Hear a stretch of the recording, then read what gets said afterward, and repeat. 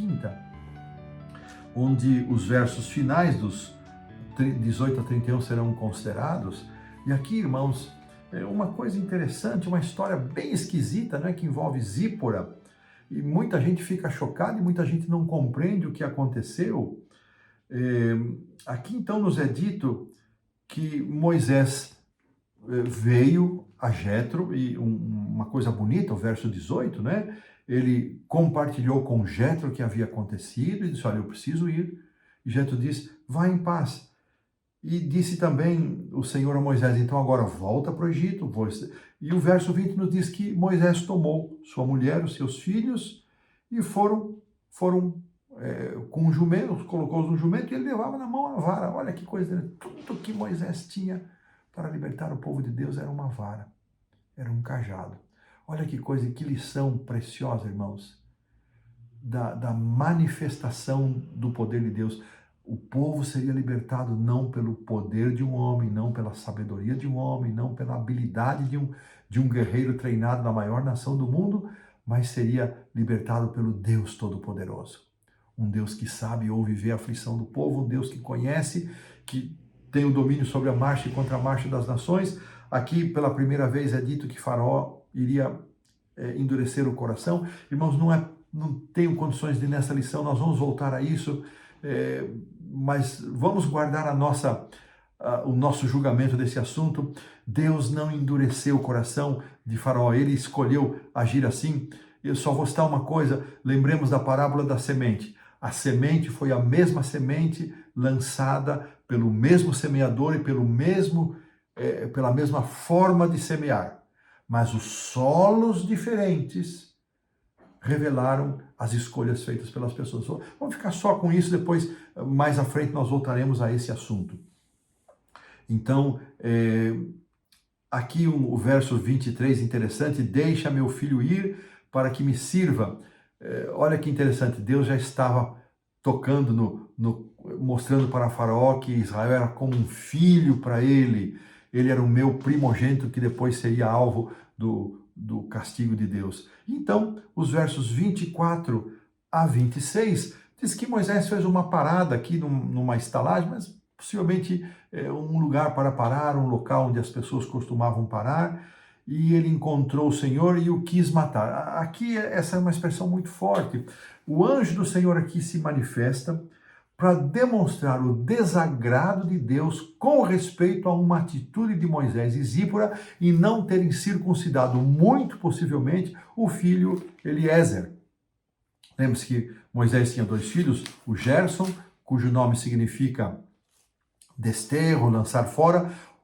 A este Moisés havia circuncidado, e acho que Zípora ficou impressionada, e quando nasceu o Eliezer, que significa meu Deus é meu auxílio, muito possivelmente ela convenceu Moisés a não circuncidar o menino. Talvez ele tivesse um nascimento mais recente, não dá para precisar muito esses detalhes, mas o fato é que Deus mostrou a sua indignação contra Moisés por ele estar indo para uma grande tarefa, deixando de atender um requisito de Deus. E quando Zípora viu, talvez numa cena parecida com aquela de Jacó lutando com o anjo do Senhor, quando Zípora viu a situação, ela entendeu e ela mesma circuncidou o menino. E ela aparentemente agiu com rudeza. Aqui, você é um sanguinário. Talvez ela tivesse dificuldade de compreensão, mas a ordem foi obedecida. E muito possivelmente, irmãos, Moisés, quando encontra Arão, ele considera o fato de que sua esposa e os 2 filhos estariam em maior segurança se voltassem a estar com Jétro. Isso nós vamos ler em Êxodo 18, quando Jétro sai encontrar-se com Moisés e leva a esposa e filhos. Então Zípora retorna para a casa do pai com os 2 filhos, enquanto Moisés desce com Arão para o Egito. Mas dessa história, irmãos, podemos aprender uma lição importante: jamais devemos deixar de fazer o que sabemos ser correto. Eu vou pedir para a produção que coloque aí o primeiro parágrafo de Patriarcas e Profetas, página 213, que aparece aqui na lição da quinta-feira, e diz assim: no caminho, quando vinha de Midian, Moisés recebeu uma advertência assustadora. e terrível do desagrado do Senhor. Um anjo apareceu de maneira ameaçadora, como se fosse destruí-lo imediatamente. Nenhuma explicação havia sido dada. No entanto, Moisés se lembrou de que havia desatendido a uma das ordens de Deus, negligenciar e efetuar o rito da circuncisão em seu filho mais novo.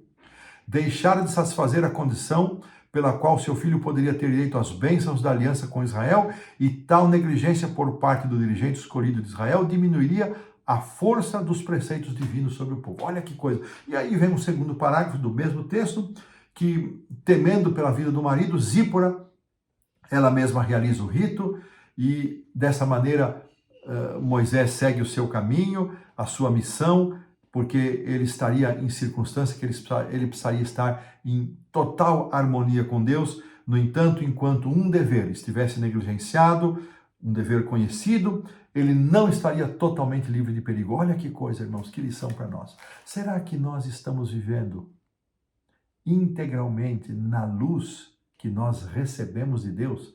Irmãos, eu acredito que nenhum de nós pode afirmar presunçosamente, não, eu vivo 100%.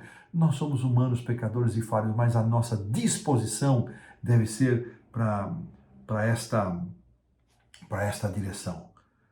Veja, irmãos, que muitas vezes nós estamos pisando preceitos do Senhor, conhecidos, e achamos que está tudo em paz, mas não deve ser assim. Queridos, eu gostaria de, ao finalizar esta lição da quinta-feira, fazer um apelo que Deus sensibilize o nosso coração, para que nós possamos ser fiéis e obedientes à luz que nós recebemos. Com essa história de Moisés, essa compreensão, nós vamos aqui finalizando a lição da quinta-feira, pomos um ponto final.